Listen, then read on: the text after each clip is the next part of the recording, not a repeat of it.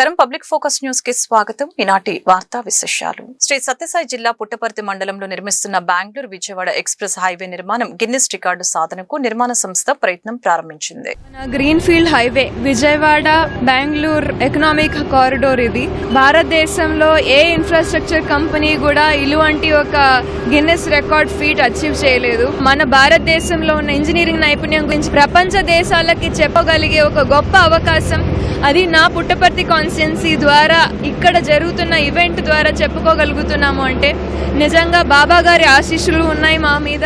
This year on 5th January we again going to attempt 4 Guinness World Records on a road sector.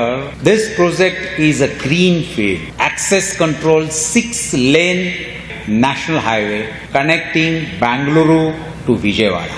And we have got 2 packages, package 2 and package 3. So we started this work in the month of March 3rd, 2024, aiming that we'll do the work definitely within time. Out of these 14 packages from Bangalore to Vijayawada, the Rajpath package are leading ahead. CM Revanth Reddy RTC బస్సులో ప్రయాణించారు. శాసనసభ సమావేశాల అనంతరం assembly నుంచి బంజారాహిల్స్ లోని Prasad labs వరకు మంత్రులతో కలిసి ఆయన బస్సులో ప్రయాణం చేశారు. ప్రసాద్ ల్యాబ్స్ లో ప్రత్యేకంగా ప్రదర్శించిన పూలే సినిమాను మంత్రులు, సీనియర్ నేతలతో కలిసి సీఎం వీక్షించారు.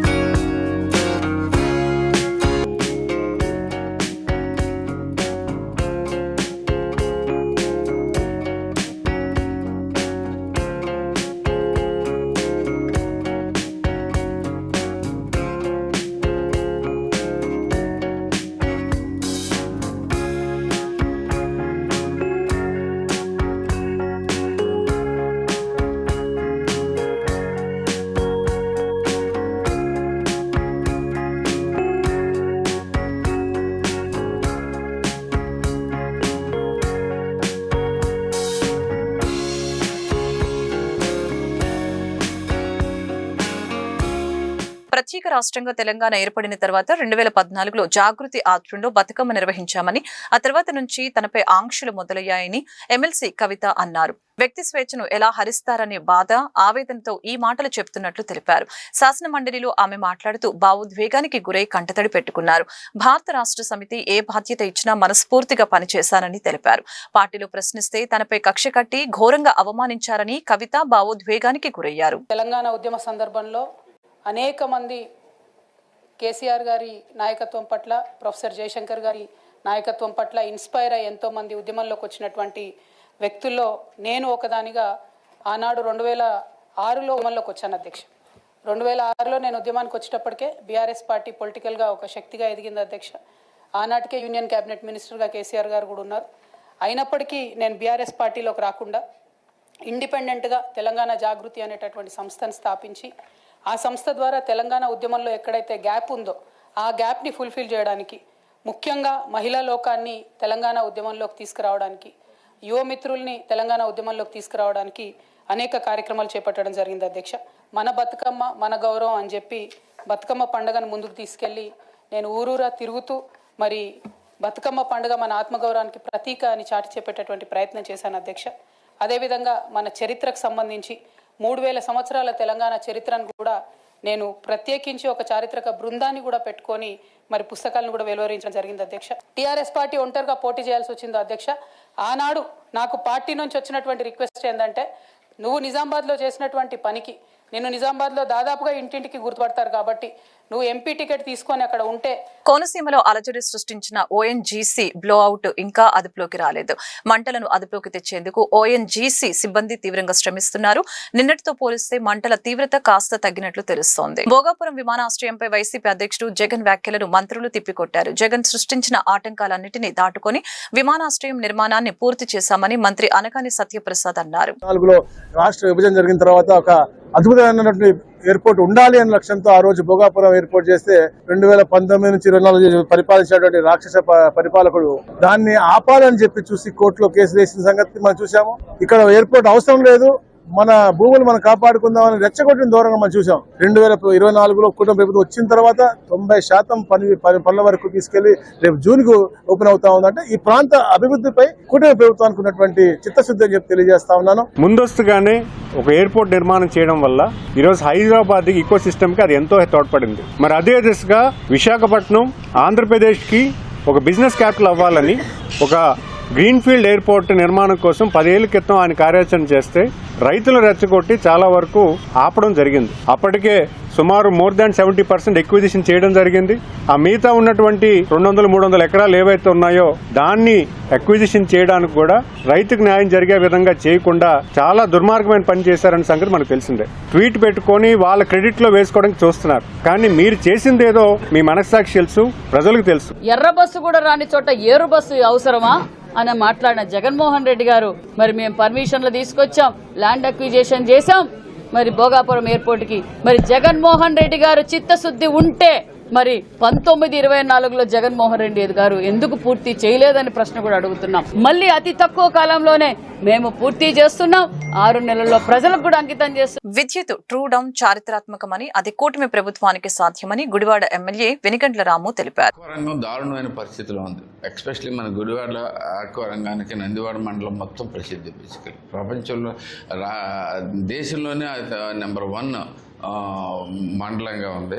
అలాంటి మండలంలో మనకి 3 రూపాయల 50 పైసలు ఉండే కరెంట్ ఛార్జీలని రూపాయిన్నరకు తగ్గిస్తామని చెప్పడమే కాకుండా చేసి చూపించిన ఘనత మన ప్రభుత్వానికి దక్కుతుందని చెప్పేసి మరి ఒకసారి క్లియర్గా చెప్తా ఉన్నాను. జగన్ సంతకం పెట్టిన అతిగతి లేని పొట్టపాలెం కలుజు వంతెనను కూటమి పాలనలో పూర్తి చేస్తున్నట్లు నెల్లూరు రూరల్ ఎమ్మెల్యే కోటంరెడ్డి శ్రీధర్ తెలిపారు. 2014లో ఎమ్మెల్యేగా ఎన్నికల్లో పోటీ చేసినప్పుడు మాట ఇచ్చా, తప్పకుండా సాధిస్తానని. సాధించలేకపోయినా 2019లో మీ అందరి దయ వల్ల రెండోసారి ఎమ్మెల్యేగా ఎన్నికయ్యా, అధికారం వచ్చింది. కౌంటింగ్ పూర్తయిన 13 రోజున అప్పుడు ముఖ్యమంత్రి గారి చేత సంతకం పెట్టించా. 3.5 సంవత్సరం అతిగతి లేదు. ఆ రోజు ఎన్నికల వేళ చంద్రబాబు నాయుడు గారు, లోకేష్ గారు నెల్లూరుకు ఇచ్చేసినప్పుడు మాట ఇచ్చారు, ఇచ్చిన మాట నెరవేర్చారు. కొట్టేపాడు బ్రిడ్జి 4,80,00,000 రూపాయలతో 8 నెలల్లో ఇది పూర్తవుతుంది. చంద్రబాబు నాయుడు గారి దగ్గర మాట తీసుకొని ఈ పొట్టేపాలెం కలుజు ఎన్ని కాన్స్టిట్యున్సీలకి అవసరమో కూడా తెలియజేసి ఆయన తీసుకొచ్చారు. శ్రీధర్ లాంటి ఎమ్మెల్యే మీకుండడం నిజంగా రూరల్ ప్రజలు చేస్తున్న అదృష్టం అని చెప్పి నేను భావిస్తున్నాను. ఎమ్మెల్యే శ్రీధర్ రెడ్డిని మెచ్చుకోవాలా. ఇంత ఇబ్బందుల్లో కూడా తెచ్చుకున్నా అంటే అది పట్టుదల. శ్రీధర్ ఉండే పట్టుదలే ఈరోజు 3వసారి ఆయన గెలవడం కూడా. ప్రజల్లో ఉంటేనే ప్రజలకి మనం గుర్తుండేది. ప్రజల్లో లేకుండా మనం ఏదో ఆఫీస్ లో కూర్చొని లేకపోతే ఇంటికాడ కూర్చొని నేను ఎమ్మెల్యేనే అనుకుంటుంటే అది ఫస్ట్ టైమరే. నదీ జలాల అంశంపై తెలుగు రాష్ట్రాల ముఖ్యమంత్రులు కూర్చొని చర్చించి సామరస్య పరిష్కారానికి రావాలని సిపిఐ జాతీయ కార్యదర్శి నారాయణ సూచించారు. నదీ జలాల వ్యవహారం సుప్రీంకోర్టు దాకా పోయింది. సుప్రీంకోర్టు మళ్ళా ఈ 2 రాష్ట్రాల మధ్య చర్చించుకోండి, ట్రైపార్టీ పెట్టుకోండి చెప్తా ఉన్నారు. మేము మొట్టమొదటి చెప్తా ఉన్నాం, నదీ జలాల వ్యవహారం కోర్టులో తేలదు, అది అయ్యేది కాదు. అనుభవమైనటువంటి ముఖ్యమంత్రి చంద్రబాబు నాయుడు గారు ఉన్నారు, రేవంత్ రెడ్డి కూడా నేషనల్ పార్టీ ఉన్నాడు. మీరు ఎవరు ఒకరి మీద ఒకరి ఆధిపత్యం కోసం స్టేట్మెంట్ తీసుకోబాకండి, నాదే ముందు చేయని చెప్పేసి బయట ప్రకటించకుండా 4 గోళ్ల మధ్య ఇద్దరు ముఖ్యమంత్రులు కూర్చొని చర్చించి అవసరం ఎక్స్పర్ట్ సలహా తీసుకొని ఒక నిర్దిష్ట స్వరూపంతో తెలుగు రాష్ట్ర ప్రజలు ఇక్కడ బాగుపడాలి. తెలంగాణలో ఉన్న తెలుగు ప్రజలే, ఆంధ్రలో ఉన్న తెలుగు ప్రజలే. ఈ ఇద్దరు ప్రజల యొక్క 2 రాష్ట్రాల ప్రజల యొక్క సంక్షేమం కోసం మీరు ఓపికగా నిర్దిష్టంగా పరిష్కారం చేసుకుని బయట మనం కోరుతున్నాం. అప్పుడే సాధ్యం అవుద్ది, లేకుండా పోతే ఇది సాధ్యం కాదు, కోర్టు దాంతా ఉంటుంది.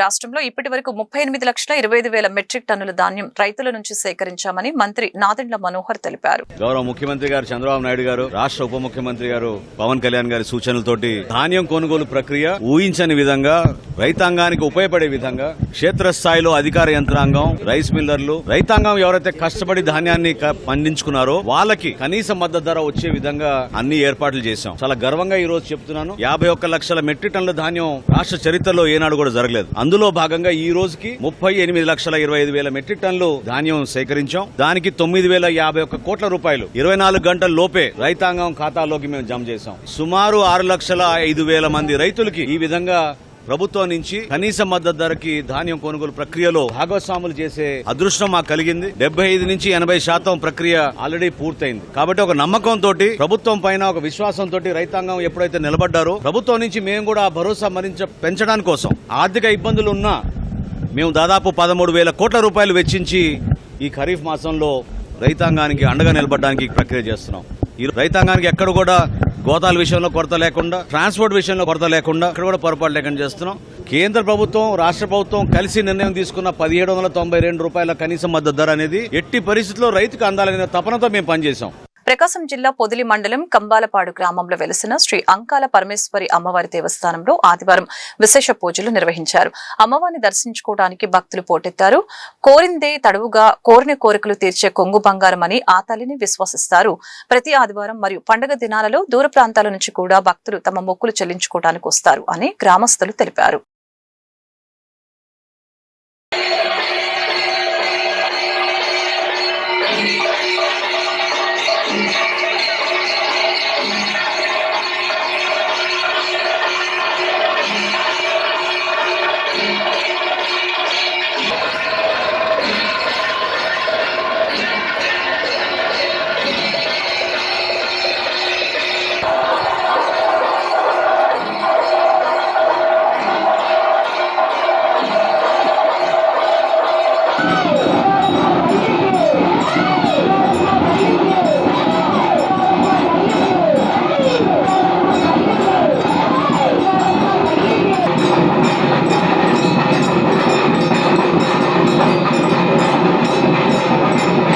పొదిలిలో ఆంధ్రప్రదేశ్ కాపు టీచర్ల వెల్ఫేర్ అసోసియేషన్ 11వ వార్షికోత్సవం పొదిలిలో శ్రావణి వెంకటేశ్వర్ల గారి ఆధ్వర్యంలో జ్యోతి ప్రజ్వలన చేసి ఘనంగా నిర్వహించారు. ఈ కార్యక్రమంలో ఆంధ్రప్రదేశ్ రాష్ట్రంలోని కాపు ఉపాధ్యాయులు మరియు రాష్ట్రంలోని వివిధ శాఖలకు సంబంధించినటువంటి అధికారులు, నాయకులు వందలాదిగా పాల్గొన్నారు. వెలుగొండ కాపు సత్ర నూతన సంవత్సర క్యాలెండర్ ని ఆవిష్కరించారు. ఈ కట్వ 11వ వార్షికోత్సవ వేడుకలు పొదిలిలో నా ఆధ్వర్యంలో జరగడం చాలా సంతోషంగా ఉందని వెలిశెట్టి శ్రావణి వెంకటేశ్వర్లు తెలిపారు. శ్రీకృష్ణదేవరాయ కాపు అన్నదాన సత్రవ ఆహ్వాన పత్రిక శ్రీ వెంకటేశ్వర స్వామి వారు మహర్షి వద్దకు సమీపించి ఆ సమయాన కాలయవనుడు ఆ రాక్షసు ఈ క్షేత్రమునందు శ్రీకృష్ణ పరమాత్మ శ్రీమన్నారాయణ అవతారమున కొలువుదీరిన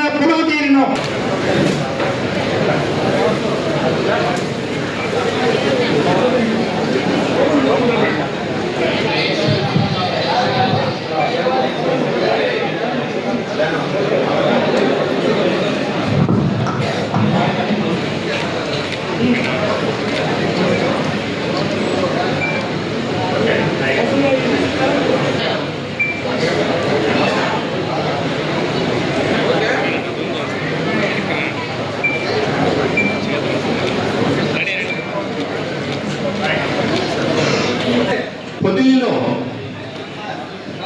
వెంకటేశ్వర స్వామిని నిలువెత్తుగా తిరుపతి వెళ్లకుండానే మార్కాపురం జిల్లా కనిగిరి నియోజకవర్గం వెలిగండ్ల మండలం కట్టకిందపల్లి గ్రామంలో ఒక మహిళ దారుణ హత్యకు గురైన సమాచారంతో పోలీసులు వారక్కడికి చేరుకొని పరిశోధించగా సీనావలి అనే అద్దంకి చెందిన వ్యక్తి వ్యవసాయ పనుల నిమిత్తం గ్రామంలోని పొలాలను కౌలుకు తీసుకుని గత కొన్ని నెలలుగా అక్కడే నివాసం ఉంటున్నాడు. వ్యవసాయ పని నిమిత్తం వచ్చిన మహిళల్ని ఫోన్ చేసి భోజనం వండేందుకు ఇంటికి రమ్మన్నట్లుగా యజమాని పిలిచాడు కదా అని వెళ్లిన మహిళ ఎంతకు రాకపోయేసరికి సీనావలి డ్రైవర్ ఇంటికి వెళ్లి చూసేటప్పటికీ బండ్లమూడి నాగజ్యోతి అనే మహిళ రక్త గాయాలతో చనిపోయి ఉంది. సీనావలి ఇంట్లో తిరుగుతూ ఉన్నాడని స్థానికులు చెప్తున్నారు. ఇది చూసిన సీనావలి డ్రైవర్ కేకలు వేసుకుంటూ గ్రామస్తులకు విషయం తెలియపరచడంతో గ్రామస్తులు పోలీసులు వారికి సమాచారం అందించారు. మృతురాలికి 2 మగపిల్లలు, భర్త నెమలయ్య మేకలు కాస్తూ ఉంటాడు. సమాచారం అందుకున్న పోలీసులు వచ్చి మృతదేహాన్ని చూశారు. అప్పటికే సీనావలి పురుగుల మందు తాగి అపస్మారక స్థితికి చేరుకొని ఉన్నాడు. పోలీసులు మృతదేహాన్ని పోస్టుమార్టం నిమిత్తం ప్రభుత్వ ఆసుపత్రికి తరలించారు. ఈ రోజు మధ్యాహ్నం సుమారు 2:30 ప్రాంతంలో వెలిగండ్ల మండలం కట్టకిందపల్లి దగ్గర షేక్ సీనావలి బండ్లమూడి నాగజ్యోతి వీళ్ళిద్దరూ సీనావళి ఉండే ఇంట్లో చనిపోయి ఉన్నారు. అయితే ఆమె నాగజ్యోతి అనే ఆమె చనిపోయింది గాయాలతోటి. ఈ సీనావళి అనే అతను పురుగు మందు దాబరి అపరమాస స్థితిలో ఉన్నాడు. వీళ్ళందరినీ మేము అక్కడికి మాకు ఇన్ఫర్మేషన్ వచ్చేసరికి ఒక 4 అట్లయింది. మేము వెళ్ళి సీనావళిని తీసుకుని వచ్చి మన కనిగిరి గవర్నమెంట్ హాస్పిటల్లో చేర్చాను. 5:30కి జాయిన్ చేశాను. చేస్తే ఇతను వచ్చేసి 6కి ఆ ప్రాంతంలో చనిపోయాడు. ఆ అమ్మాయి అయితే అక్కడే స్పాట్లో చనిపోవడం జరిగింది. వీళ్ళిద్దరూ ఒకటే రూఫ్ కింద ఎందుకు ఉన్నారు, ఆ అమ్మాయి ఎందుకు చనిపోయింది, ఇవన్నీ కేసు కట్టి హోమిసైడ్ కేసు కట్టి విచారణ చేస్తూ ఉన్నాం. ఇతను వ్యవసాయం పనుల నిమిత్తం అక్కడ పొలాలు తీసుకుని వ్యవసాయం చేస్తున్నట్టు తెలుస్తుంది. ఓకే, ఈ విషయం మీద రేపు ఈ డెడ్ బాడీస్ 2 కనిగిరి గవర్నమెంట్ హాస్పిటల్లో ఉన్నాయి. రేపు ఇంక్వెస్ట్ చేస్తాం. తదుపరి విచారణలో అసలు విషయాలు తెలుసు. చీరాల లయన్స్ క్లబ్ ఆధ్వర్యంలో రైల్వే స్టేషన్ ప్రాంగణంలో పేదలకు అన్నదాన కార్యక్రమం చేపట్టారు. బాపట్ల చీరాల లయన్స్ క్లబ్ సామాజిక బాధ్యతను చాటుకుంటుంది. క్లబ్ ఆధ్వర్యంలో జిల్లా గవర్నర్ చందోలు హరిప్రసాద్ ఆదేశాల మేరకు ఈ నెల 3వ తేదీ నుంచి 11వ తేదీ వరకు నిర్వహిస్తున్న హంగర్ కార్యక్రమంలో భాగంగా 3వ రోజు చీరాల రైల్వే స్టేషన్ వద్ద పేదలకు అన్నదాన కార్యక్రమం చేపట్టారు. లైన్ శివకుమార్ గారి సహకారంతో జరిగిన ఈ కార్యక్రమంలో క్లబ్ సభ్యులు స్వయంగా పాల్గొని పేదలకు అన్నదానం చేశారు. పేదవాడి ఆకలి తీర్చడమే ఈ హంగర్ కార్యక్రమం ముఖ్య ఉద్దేశమని, భవిష్యత్తులో మరిన్ని సేవా కార్యక్రమాలు చేస్తామని లయన్స్ ఇంటర్నేషనల్ క్లబ్ సభ్యులు తెలిపారు. కార్యక్రమంలో పాల్గొన్న వారు అధ్యక్షుడు మేరువ శ్రీనివాసరావు, కార్యదర్శి తులాబంధు శివకుమార్, కోశాధికారి సిహెచ్ శ్రీనివాసరావు, తవ్వ రామకృష్ణ, తేలు సత్యబాబు, నేరెళ్ల రాముడు, బెల్లంకొండ సురేష్, మువ్వల శివప్రసాద్, ఆలపాటి వేణుబాబు మరియు లయన్స్ క్లబ్ మెంబర్లు కార్యక్రమంలో పాల్గొన్నారు. ఇంటర్నేషనల్ ఆఫీసు యుఎస్ఏలో ఉంది. స్టేట్ ఆఫీసు ఒంగోలులో ఉన్నది. లయన్స్ క్లబ్ చీరాల తరఫున మేము ఈ అన్నదాన కార్యక్రమం ఏర్పాటు చేస్తున్నాము. మా గవర్నర్ గారు ఈ 9 రోజుల పాటు ఈ హంగర్ రిలీవ్ అనే కార్యక్రమం కింద 9 రోజుల పాటు చేయమన్నారు. మన 3వ తారీఖు నుంచి మొదలుపెట్టి రేపు 11వ తారీఖు దాకా చేస్తాం జరుగుతుంది. ఇందుకు మా సభ్యులే అందరూ సహకారం అందిస్తున్నందువల్ల ఈ కార్యక్రమాన్ని మేము దిగ్విజయంగా పూర్తి చేస్తున్నామని చెప్పి తెలియజేయడానికి సంతోషిస్తున్నాను. ఇదే రకంగా మేము అనేక సేవా కార్యక్రమాలు ముందు కూడా చేస్తామని చెప్పి ప్రజలందరికీ తెలియజేస్తున్నాము. ఈ అవకాశాన్ని అందరూ ఉపయోగించుకోవాల్సిందిగా మా లయన్స్ క్లబ్ ఆఫ్ చీరాల తరఫున కోరుతున్నాను. వారి ఆధ్వర్యంలో హంగర్ కార్యక్రమం చేయమని మాకు ఆదేశించడం జరిగింది. దాంట్లో భాగంగా మా డిస్ట్రిక్ట్ గవర్నర్ గారు చందోల్ హరిప్రసాద్ గారు మాకు ఆదేశాల మేరకు మేము ఈ కార్యక్రమం చేస్తున్నాము. ఈ కార్యక్రమం 3వ తారీఖు నుంచి 11వ తారీఖు వరకు 9 రోజుల పాటు జరుగుతుంది. ఈ కార్యక్రమంలో భాగంగా ఇవాళ 3వ రోజు ఈ రైల్వే స్టేషన్ ప్రాంగణంలో ఈ కార్యక్రమం చేసుకుంటున్నాము. దీనికి మా తోటి లయన్స్ క్లబ్ సభ్యులు ఇచ్చిన సూపరింటెండెంట్ గారికి మనస్ఫూర్తిగా ధన్యవాదాలు తెలియజేసుకుంటున్నాము. ఈరోజు ఈ కార్యక్రమానికి వారికి మా క్లబ్ తరపున ప్రత్యేక అభినందనలు తెలియజేసుకుంటున్నాం. ఈ లయన్స్ క్లబ్ తరపున ఇటువంటి పేదలకి అన్నదాన కార్యక్రమం చేయడం మాకు ఎంతో సంతోషంగా ఉంది. భవిష్యత్తులో కూడా ఇలాంటి కార్యక్రమాలు. చీరాలలో న్యూట్రిషన్ డే సందర్భంగా విజ్ఞాన భారతి స్కూల్లో విద్యార్థులకు అవగాహన కార్యక్రమం నిర్వహించారు. ఈ కార్యక్రమంలో ముఖ్యంగా ఆరోగ్యానికి సంబంధించిన అంశాలను విద్యార్థులకు సులభంగా అర్థమయ్యే విధంగా వివరించారు. జంక్ ఫుడ్ ఎక్కువగా తీసుకోవడం వలన వచ్చే అనారోగ్య సమస్యలు, అలాగే తగినంత మంచినీరు తాగకపోవడం వల్ల కలిగే ఆరోగ్య సమస్యలపై స్పష్టమైన అవగాహన కల్పించారు. అలాగనే సమతుల ఆహారం, హెల్దీ ఫుడ్ తీసుకోవడం వలన కలిగే ప్రయోజనాల గురించి వివరించారు. ఈ సందర్భంగా విద్యార్థులే స్వయంగా హెల్దీ ఫుడ్ పై అవగాహన కల్పించే విధంగా ప్రాజెక్టులు తయారు చేసి ప్రదర్శించారని school principal SK Karimulla, director Bhupendra తెలిపారు. అపోలో హాస్పిటల్ ఆధ్వర్యంలో వైద్య శిబిరం నిర్వహించి విద్యార్థులకు వైద్య పరీక్షలు నిర్వహించారు. ఈ కార్యక్రమంలో విద్యార్థుల్లో ఆరోగ్యంపై చైతన్యం పెంచిందని తెలిపారు.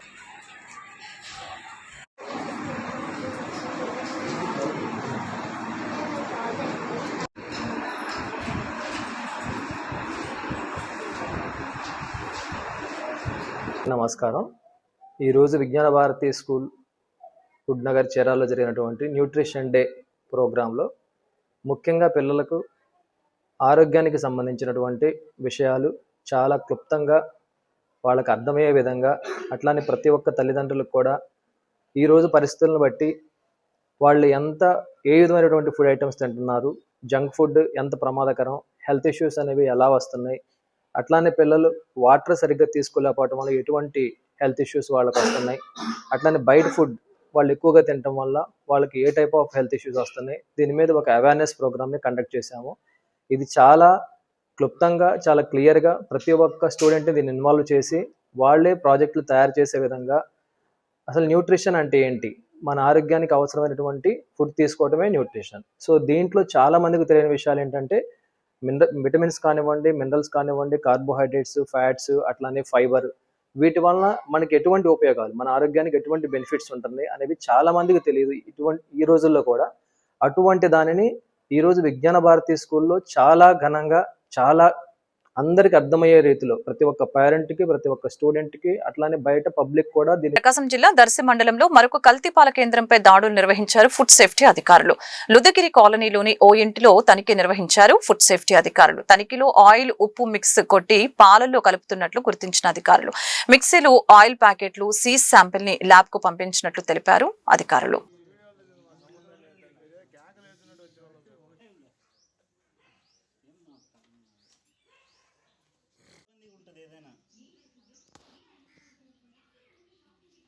ఇక్కడ పాల కల్తీ జరుగుతుందని ఒక సమాచారంతో ఇక్కడికి రావడం జరిగింది. మేము ఉదయం 8:30 ప్రాంతంలో వచ్చి చూడగానే ఇక్కడ పాలల్లో oil packets, hello fresh life refined oil packets నుంచి ఆయిల్ తీసి ఆ పాలలో కలిపి దాన్ని మిక్సీలో మిక్స్ చేసి వీళ్ళు మళ్ళీ చిల్లింగ్ సెంటర్స్కి పంపిస్తున్నట్టు మాకు ఆధారాలు లభ్యమయ్యాయి. వీడియో రికార్డింగ్స్ కూడా తీసుకున్నాము. కాబట్టి మేము ఆయిల్ ప్యాకెట్స్ని, వాళ్ళు వాడుతున్న మిక్సీని, ఆ జార్స్ని అంతా మేము హ్యాండ్ ఓవర్ చేసుకోవడం జరిగింది, సీజ్ చేయడం జరిగింది. ఆ తర్వాత వీళ్ళ నుంచి మేము సర్వేలెన్స్ శాంపిల్స్ కలెక్ట్ చేసాం, మిల్క్ శాంపిల్స్, అవి మేము ల్యాబ్కు పంపిస్తాము. ల్యాబ్లో వచ్చిన రిపోర్ట్ ఆధారంగా తర్వాత కేసు ఫైల్ చేయడం అనేది ఉంటుంది. ప్రస్తుతానికి వాళ్ళ దగ్గర శాంపిల్స్ తీసుకున్నాము అండ్ వాళ్ళ దగ్గర ఉన్న మిక్స్. వార్తలు ఇంతటితో సమాప్తం. మరొక బులెటిన్లో మళ్ళీ కలుద్దాం. నమస్కారం.